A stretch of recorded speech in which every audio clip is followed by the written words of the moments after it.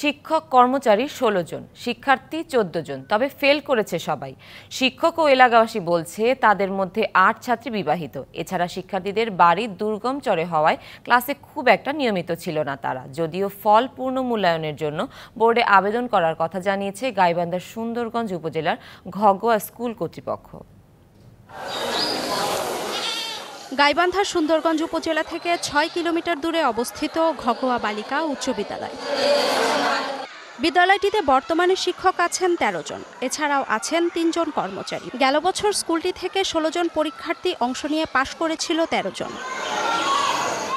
কিন্তু এবার পরিস্থিতি একেবারেই ভিন্ন। এসএসসি পরীক্ষায় অংশগ্রহণকারী ১৪ জনের কেউই পাশ করেনি।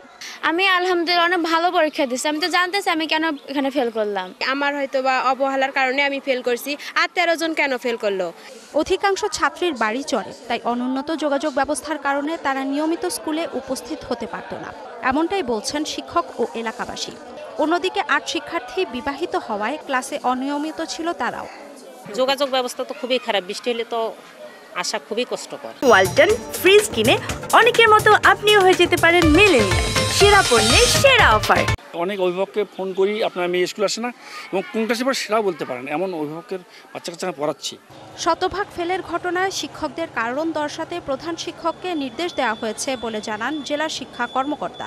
প্রতিষ্ঠানটা বেশ দুর্বল, তবে শিক্ষা অফিসার গিয়েছিল আর আমি ওনাকে বললাম যে স্টুডেন্ট মানে যে টিচারটা গণিতের ক্লাস নেয় তাকে একটু সুকষ্টকর করার জন্য। তবে শিক্ষার্থীদের ফলাফল পুনর্মূল্যায়নের জন্য বোর্ডের আবেদন প্রক্রিয়া শুরু করার কথা জানান প্রধান শিক্ষক। খাতা মূল্যায়নে কোনো সমস্যা হতে পারে বলে আমার একটা ধারণা। আর একটা কারণ হতে পারে, সেটা হলো যে আমার শিক্ষার্থীদের মধ্যে বিবাহিত আছে ৮ জন শিক্ষার্থী, এরা নিয়মিত স্কুল আসতো না। ১৪ জন অকৃতকার্য পরীক্ষার্থীর মধ্যে নিয়মিত ছিলেন ৯ জন আর অনিয়মিত ৫ জন।